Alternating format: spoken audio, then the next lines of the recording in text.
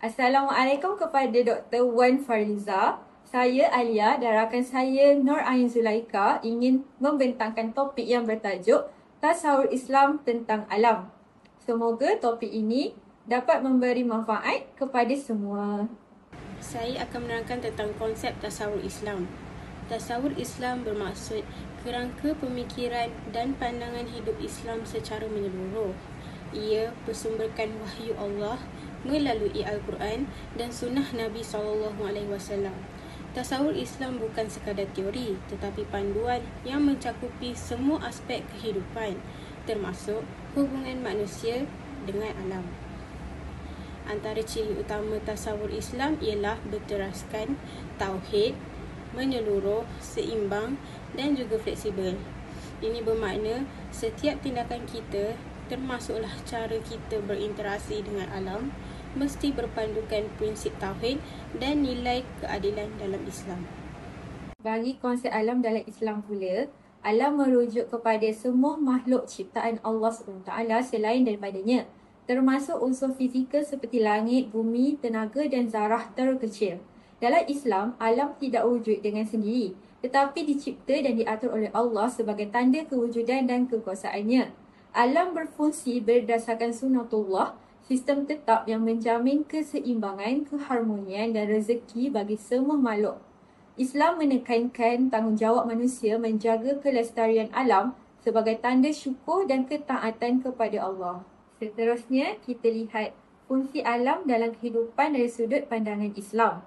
Pertama, alam sebagai tanda kekuasaan dan keesaan Allah. Dalam Al-Quran, Allah sering menyebut ciptaannya seperti langit, bumi, laut, tumbuhan dan haiwan sebagai bukti kekuasaannya. Alam menjadi ayat atau tanda kepada manusia tentang keagungan penciptaannya. Yang kedua, sumber rezeki dan keperluan hidup. Alam menyediakan makanan, air, udara dan bahan mentah yang kita perlukan untuk hidup. Ini menunjukkan bahawa alam adalah satu bentuk rahmat dan rezeki daripada Allah SWT. Yang ketiga, medan ujian bagi manusia. Allah menguji manusia dengan cara mereka menggunakan dan memelihara alam. Adakah kita menggunakan sumber itu dengan amanah atau adakah kita menzalimi bumi ini? Yang keempat, tanggungjawab menjaga kelestarian alam. Manusia dilantik sebagai khalifah di bumi, maka menjadi tanggungjawab kita untuk menjaga dan tidak merosakkan keseimbangan alam. Dan yang terakhir, alam sebagai medium hubungan spiritual. Suasana alam yang tenang dan indah sering mendekatkan hati kita kepada Allah. Banyak kisah para nabi yang menyendiri di alam untuk beribadah dan merenung kekuasaan Allah. Seterusnya, saya akan menerangkan tentang tanggungjawab manusia terhadap alam. Sebagai khalifah di bumi, manusia wajib memelihara alam dengan penuh amanah. Islam melarang kita daripada merosakkan alam, mengeksploitasi sumber secara berlebihan atau mencemarkan sungai dan udara. Nabi Muhammad SAW juga menekankan penjagaan alam seperti menanam pokok walaupun kiamat hampir tiba dan larangan membazir walaupun ketika mengambil wuduk di sungai. Semua ini menunjukkan betapa Islam sangat menekankan tanggungjawab manusia terhadap alam. Seterusnya ialah larangan merosakkan alam. Dalam Islam, larangan merosakkan alam dinyatakan secara jelas dalam Al-Quran. Contohnya, dalam surah Al-A'raf ayat 56, Allah melarang kita membuat kerosakan selepas bumi diperbaiki. Setiap bentuk pencemaran, penebangan hutan secara berlebihan dan pembaziran sumber dianggap sebagai perbuatan yang dilarang. Menjaga alam bukan sahaja tanggungjawab moral, tetapi juga kewajipan agama. Seterusnya ialah alam sebagai medium ibadah. Alam bukan sekadar untuk dimanfaatkan, tetapi juga sebagai medium ibadah. Setiap makhluk di alam ini bertasbih kepada Allah seperti dalam surah Al-Isra ayat 44. Dalam Islam, aktiviti harian seperti bercucuk tanam, menjaga haiwan dan memelihara alam boleh menjadi ibadah jika dilakukan dengan niat yang betul dan mengikut syariat. Menjaga alam adalah tanda keimanan dan ketaatan kita kepada Allah SWT. Seterusnya, mari kita lihat kepentingan menjaga alam. Yang pertama, amanah daripada Allah kepada manusia. Sebagai khalifah manusia memegang tanggungjawab yang besar untuk memastikan alam ini dijaga demi kemaslahatan semua makhluk. Yang kedua, menjamin kelangsungan hidup generasi akan datang.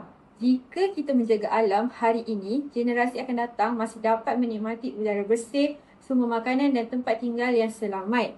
Yang ketiga, ganjaran pahala dan keberkatan. Dalam hadis Nabi disebut bahawa sesiapa yang menanam pokok atau menjaga alam dan hasilnya dimanfaatkan oleh makhluk lain, dia akan mendapat pahala sedekah yang berterusan. Kita lihat beberapa cabaran utama dalam menjaga alam sekitar pada masa kini. Yang pertama, pembangunan tanpa had dan sikap tamak manusia. Penerokaan hutan, pencemaran sungai dan udara sering dilakukan tanpa mengambil kira kesan jangka panjang terhadap alam. Ia mengganggu keseimbangan ekosistem dan menyebabkan bencana seperti banjir atau tanah runtuh. Yang kedua, sikap tidak bertanggungjawab. Contohnya membuang sampah merata-rata dan penggunaan plastik yang berlebihan.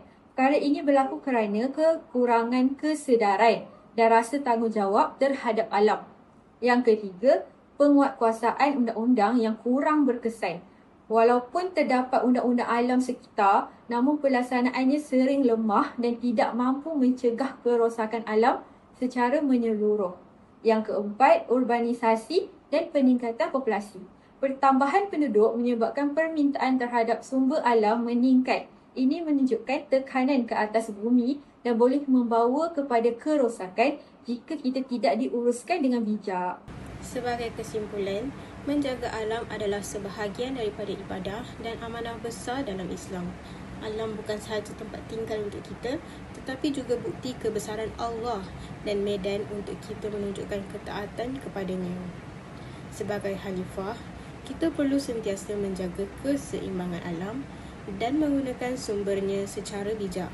Semoga dengan memahami tasawur Islam tentang alam, kita semua lebih menghargai dan menjaga alam sekitar sebagai tanda cinta kepada Allah dan sesama makhluk.